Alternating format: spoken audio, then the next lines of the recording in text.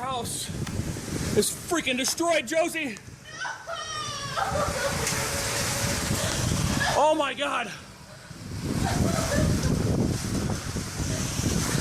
We're just hearing, as I speak to you, just hearing now from the Press Association saying that London ambulance saying 6 people have injured. It just went really dark. Me and my friend had to hold on to the railing. It was that windy and it just went completely black, and then just big dust storms flying around everywhere. On December 7th, 2006, London woke to a cold, gray Thursday that felt like any other. Commuters rushed through the streets holding warm coffee cups. School children chattered on their way to class, and residents in North Kensington glanced at the sky and expected nothing more dramatic than typical winter rain. Yet high above the rooftops, the atmosphere was behaving strangely. Warm, unstable air drifting northward from the English Channel collided with a narrow band of cold Arctic air sweeping downward, creating an invisible tension that only meteorologists might have recognized as dangerous. No alarms were raised, and no one imagined that London, a city known more for drizzle than disaster, was about to experience a tornado. During the mid-morning hours, clouds thickened and the light dimmed, casting a dull metallic tone across residential streets. Rain began to fall in brief, uneven bursts as the air grew increasingly restless. Inside homes, people turned on their lamps early, noticing the sudden darkness but thinking little of it. Outside, wind gusts whipped around corners and rattled fences, but again, nothing unusual enough to create panic. However, subtle signs appeared that something was wrong. Leaves stopped moving, even though the air felt charged. Paper litter settled unnaturally still, and birds vanished from the sky in a way that felt almost rehearsed, as if nature itself was bracing for impact. By late morning, a strange silence settled over the neighborhood of Kensal Rise. The air felt thick and heavy, as though London itself were holding its breath. Residents would later recall how that silence carried an unexplainable sense of tension, the kind of quiet that precedes earthquakes or storms, but rarely touches this part of the world. Then, without warning, a low rumble rolled through the streets. It began softly, like distant machinery, but grew rapidly in intensity until it resembled the unmistakable sound of a freight train barreling directly toward the neighborhood. Windows trembled in their frames, cars shook in driveways. People turned to look outside, confused and frightened, and that is when they saw it. Descending between 2 rows of Victorian houses was a funnel cloud, thin at first and difficult to comprehend, but undeniably real. As it touched the ground, the funnel expanded and took on a violent rotational structure, pulling debris upward in a chaotic spiral. Roof tiles snapped off buildings like thrown stones, wooden fences shattered into splinters, and a massive tree was ripped from its roots and hurled across a garden. In that moment, London faced a natural disaster that few believed was even possible. The tornado had touched down. Panic erupted instantly. A woman standing in her living room watched in horror as her roof began to lift. She grabbed her child and dashed toward the hallway, a split second before the ceiling tore away and left the room exposed to the storm. A man returning from the shops dropped his bags as he saw the funnel tearing down the street toward him. He sprinted toward a nearby doorway, feeling shards of brick and glass fly past his shoulders. A delivery driver, frozen inside his van, stared directly at the tornado as it passed in front of him, later describing the experience as watching a monster made out of air. The tornado intensified quickly, with debris swirling violently inside its core.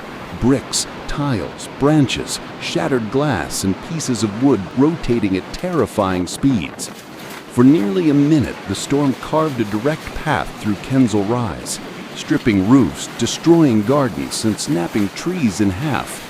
Entire streets seemed to bend under the sheer force of the rotation. At one local school, a teacher shielded her students as the windows began to bend inward from the pressure. Dust and debris swept into the room as the building groaned, but the structure miraculously held long enough for the tornado to pass. Meteorologists later estimated that the tornado reached speeds close to 130 miles per hour, strong enough to tear apart brick structures and uproot trees. Though classified as an F2 tornado, which would not be considered catastrophic in tornado-prone regions like the central United States, in a densely populated urban area like London, with narrow streets, close-packed homes, and aging structures, the damage was enormous. Residents described seeing doors ripped off hinges, entire chimneys torn away, and cars lifted slightly off the ground or shoved sideways by the force of the wind. As the tornado moved deeper into the neighborhood, it struck Chamberlain Hall Road with full strength, ripping apart rooftops and showering the street with debris. One homeowner described hearing the deep, resonant vibration moments before her windows exploded inward. Another described the sensation of pressure changing so rapidly that her ears popped as if she were in an airplane. In one particularly dramatic account, a man trapped on the upper floor of his house watched the roof peel away piece by piece, exposing him to the open sky while the tornado raged. Emergency services were overwhelmed with calls within seconds of the tornado's touchdown. Residents reported collapsed walls, blocked streets, and downed power lines. The London Fire Brigade rushed to the area, but the tornado moved faster than anyone could track, touching down, lifting, and touching down again with unpredictable swings. When it finally dissipated, the damage path stretched across several streets and left the community in shock. Over 100 properties were damaged, 6 homes were condemned, and dozens of families were displaced. Cars were crushed beneath fallen bricks. Trees lay scattered like broken matchsticks. Debris covered the streets in a chaotic blanket of destruction. And yet, the most remarkable part of this disaster was not the violence of the storm itself, but the fact that no one died. Several people were injured, but London had survived something it was never designed to withstand. In the hours after the tornado passed, residents emerged slowly from their homes, some climbing over rubble, others stepping carefully around shattered glass. The sky, which minutes earlier held a swirling funnel cloud, now appeared strangely calm and empty, as if the storm had never existed. Emergency workers went door to door, checking for survivors, guiding injured residents to medical teams, and marking unsafe structures. The air smelled of wet wood, broken brick, and the metallic scent of disrupted earth. As news spread across the country, many people refused to believe it at first. Headlines labeled it "The Tornado London Was Never Supposed to See," and meteorologists explained that while the UK does experience small tornadoes, they are rarely strong and almost never strike densely populated neighborhoods. What happened in Kensal Rise challenged assumptions about British weather and highlighted how even regions considered safe from severe storms can face moments of extraordinary danger. In the days that followed, engineers examined the structural damage while families sifted through what remained of their homes. Community centers opened to provide temporary shelter, and volunteers arrived with boxes of clothing, food, and blankets. Children drew pictures of swirling gray clouds, trying to make sense of what they had lived through. Conversations echoed with disbelief as people recounted where they stood when the tornado hit, how the noise sounded, and how quickly the world changed. The tornado of December 7, 2006 remains one of the most powerful tornadoes ever recorded in London's history. It lasted only minutes, but left a permanent mark on the people who witnessed it. The unpredictability, the violence, and the eerie calm afterward formed a memory they would never forget. A reminder that even a city as old and familiar as London can face extraordinary moments of natural force. And long after the debris was cleared and the roofs were rebuilt, one thought lingered across the neighborhoods of Kensal Rise, that on an ordinary winter morning, in a city where tornadoes were never meant to happen, the sky opened and revealed a storm no one believed was real.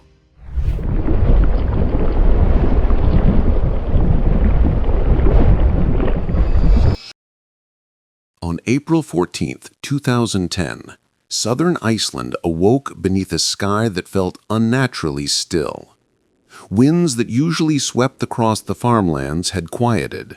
Birds that normally filled the morning with sound were absent.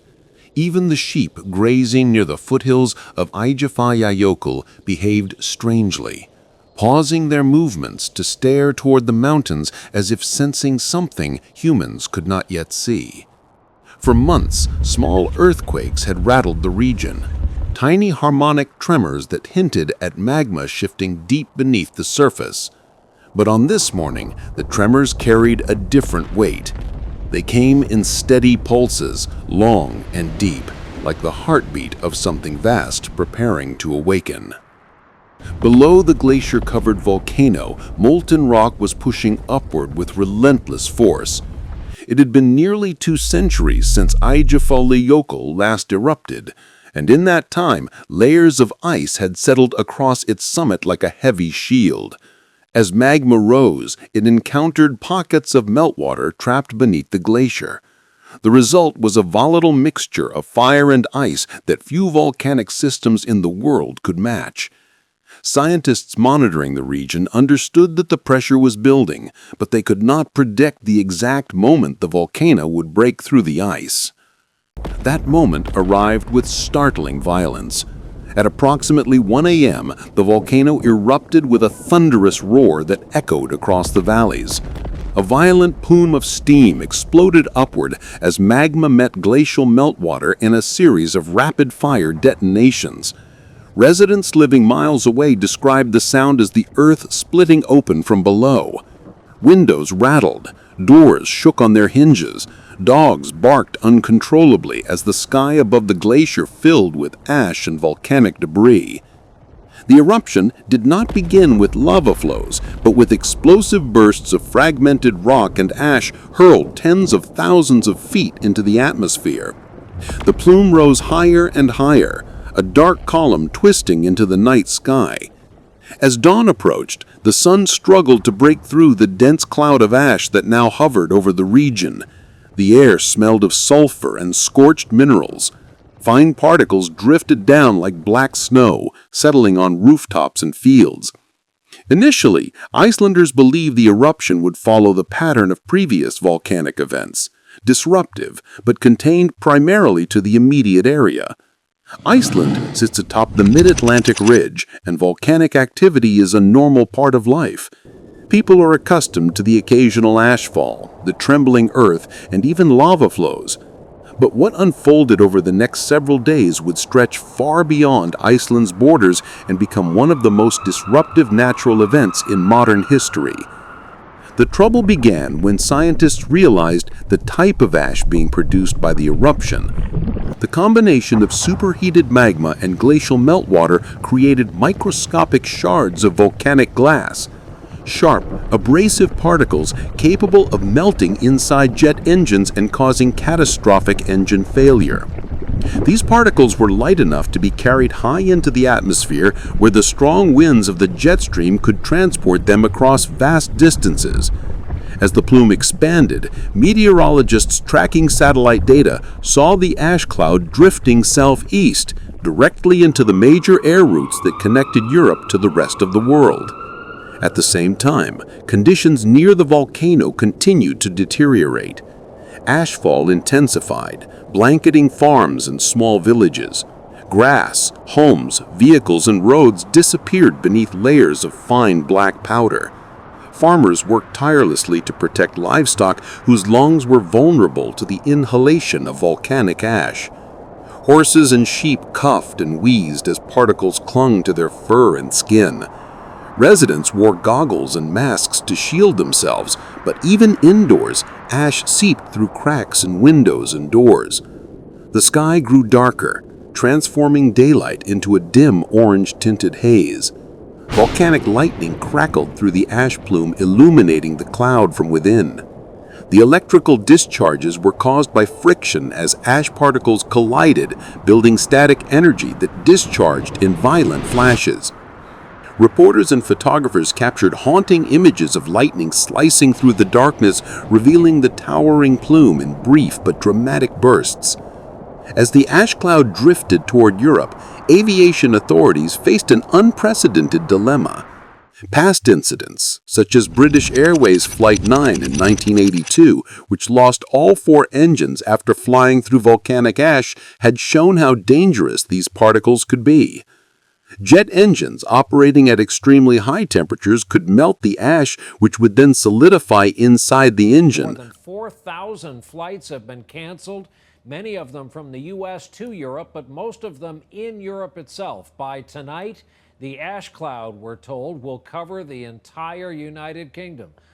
For a 5th day, Iceland's volcano is creating havoc in the skies. More than 300 airports across Britain and Europe were closed over the weekend. More than 63,000 flights have been canceled since Thursday. Almost 7 million passengers affected. And it's costing airlines an estimated $200 million a day. We were prepared to come on the air tonight and report that things were improving, and we were expecting jets to take to the air in Europe and elsewhere after being grounded by that volcanic ash. Then came news late today that says, in effect, not so fast. The United Kingdom Air Authority says tonight the volcanic eruption in Iceland has strengthened and a new ash cloud is moving south and east toward the UK. The impact rippled around the world. Cargoes stalled. Businesses faced massive delays. Perishable goods spoiled. Shipping routes were disrupted. Countries far from Iceland felt the consequences of a volcanic eruption in a remote corner of the North Atlantic. Aviation experts estimated losses of nearly $200 million a day. The global system that relied on constant motion had come to a sudden, unexpected stop. Meanwhile, conditions in Iceland grew even more dramatic. Rivers of glacial meltwater rushed across farmland, carving new channels through valleys. Emergency crews constructed barriers and diverted waterways to protect bridges and roads. Farms faced widespread contamination as ash mixed with water to form a cement-like sludge that hardened on surfaces. The air remained thick with particles. Residents living near the volcano described waking up each morning to a world that looked increasingly foreign. Everything was gray, one farmer recalled. The land, the sky, the animals, even the air felt heavy. It was like living on another planet. For weeks, the eruption continued. Ash plumes fluctuated in height but remained large enough to threaten aviation. The fear of a secondary eruption from the nearby Katla volcano loomed over Iceland. Katla, historically linked to Eyjafjallajökull, had a reputation for producing eruptions far more powerful and destructive. If Katla erupted, global disruption could last months instead of weeks. Scientists monitored seismic activity closely, looking for signs of increased pressure. Fortunately, Katla remained dormant. By late April, some European countries cautiously reopened their airspace, but sporadic closures continued as new ash plumes emerged. Wind patterns shifted unpredictably, sometimes clearing airspace for a few hours, only to close it again as fresh ash arrived. Travelers faced uncertainty each day, unsure whether flights would depart or remain grounded. Stories circulated of families separated across continents, business meetings canceled, weddings delayed, and medical supplies rerouted through different countries. One man, stranded in Singapore and desperately wanting to return to the Netherlands, took a combination of buses, ferries, and trains across Southeast Asia and Europe, a journey that lasted more than a week. A group of tourists in Morocco hired vans to drive them through Spain and France after airports closed without warning. A newborn baby in Ireland had to wait for life-saving medication that had been delayed due to the grounded flights. After more than a month, the eruption finally began to slow. Ash output decreased, lava flows quieted, the plume thinned. By mid-May, European airspace fully reopened. The skies gradually filled with contrails once again. Airlines restarted operations. People returned home. But the memory remained vivid. A single volcano, An isolated mountain beneath a glacier had exposed the fragility of global systems.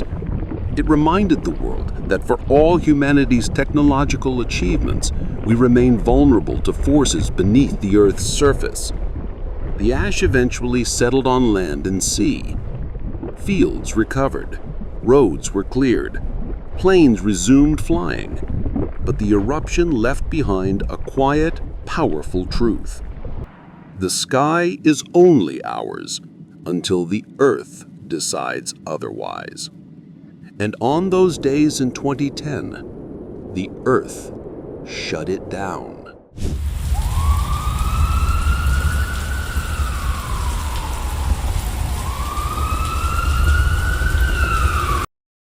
On August 29, 2005, New Orleans awoke to a deceptive stillness, the kind that settles over a city before something unimaginable unfolds.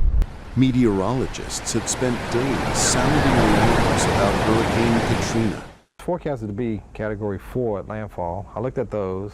I said, this might be a little bit much, so I backed off to go to Category 4 impacts. When that product first came up, I did say, whoa, what is this? But the calm that morning created an illusion of safety. Streetlights flickered softly, trees swayed gently. The air was thick, but not yet violent. People stepped outside to gauge the sky, unaware that the fate of their city had already been sealed hours earlier when the storm made its final turn toward the Gulf Coast. Katrina's origins were unremarkable. On August 23rd, the storm emerged as a weak tropical depression east of the Bahamas. It barely caught the attention of forecasters. Yet beneath it lay warm Atlantic waters capable of transforming mild disturbances into catastrophic events. As the system organized, meteorologists noticed its structure tightening, feeding on heat with alarming efficiency. Within a day, Katrina evolved into a Category 1 hurricane. It struck Florida quickly, producing rain, flooding, and wind, but nothing to suggest the monstrous transformation waiting on the other side of the peninsula. Once the storm entered the Gulf of Mexico, everything changed. The Gulf's surface temperatures were unusually warm that summer, creating ideal fuel for rapid intensification. Katrina strengthened so quickly that forecasters recalibrated their predictions hourly. Category 2 became Category 3, then Category 4. By the evening of August 27th, Katrina had grown into a Category 5 hurricane with sustained winds exceeding 170 miles per hour. Its massive spiral bands stretched more than 400 miles across, giving it the footprint of a small country. A meteorologist later described the satellite view as a perfect monster.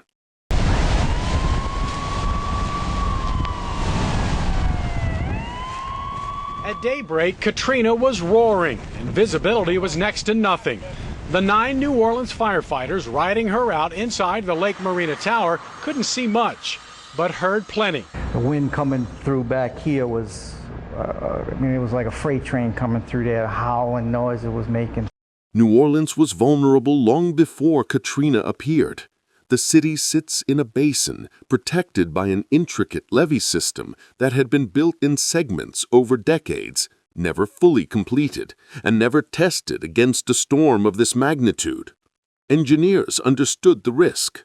Residents feared it, but no one imagined the levees would fail, not in one place, but in more than 50.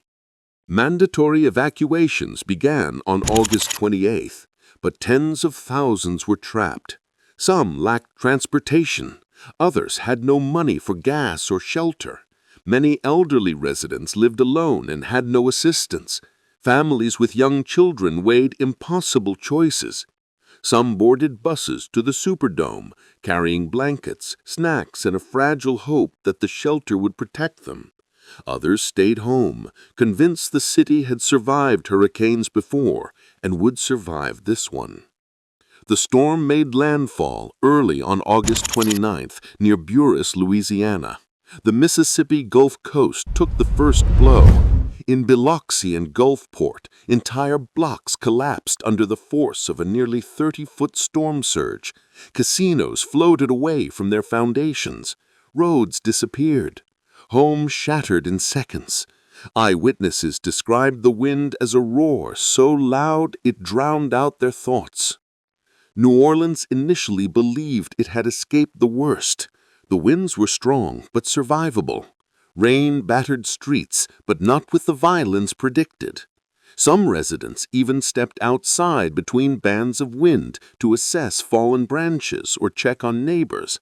They did not realize that on the northern edge of the city, the 17th Street Canal was starting to buckle. The moment the levees failed did not announce itself with dramatic warning. It began with a trembling vibration as concrete shifted. Then came a deep cracking sound, followed by a sudden burst of water so forceful that it tore open the canal wall like paper. A resident later described hearing a noise like a freight train bursting through metal. The industrial canal failed next. A massive surge from the Gulf pushed against the aging levee system until it collapsed, unleashing a wall of water into the lower Ninth Ward. Houses moved like rafts. Vehicles tumbled like toys. Entire families scrambled for higher ground as the water climbed with terrifying speed. Inside one home, a father lifted his daughter onto his shoulders as brown, debris-filled water surged through the living room. The mother pushed a dresser against the door, but the force of the water snapped it aside. They climbed into the attic just as the windows shattered. "Don't stop moving," the father said, hammering against the roof until sunlight broke through. The family crawled onto the shingles as their house groaned beneath them, slowly shifting off its foundation. On another street, an elderly man stood on his roof waving a white towel. "Please, I'm here," he shouted to every helicopter that passed. The water around him boiled with debris.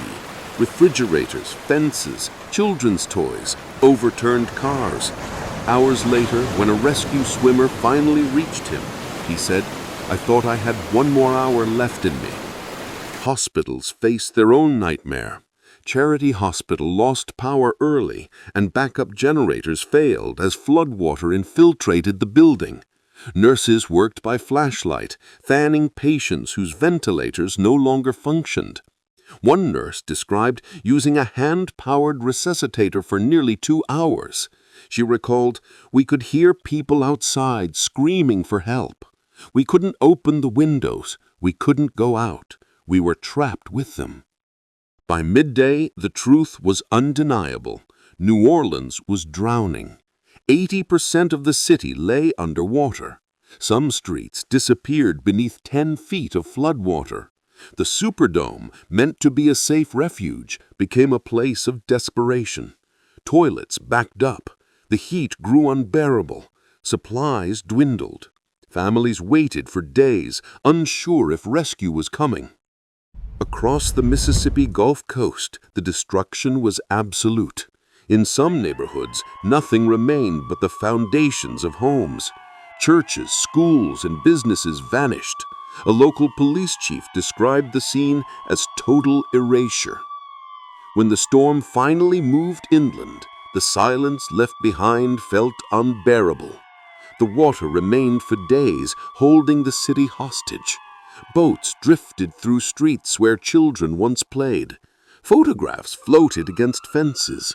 Doors hung open on houses where no one returned. Survivors walked through the sludge, searching for loved ones. Some found them. Many did not. In total, more than 1,800 people died across the Gulf Coast. Homes were destroyed, lives uprooted. A city reshaped forever. New Orleans eventually rebuilt, but the memory of those days sits beneath the surface of every street, every canal, and every storm warning. Because on that day, the water did not simply rise, it reclaimed everything it could reach.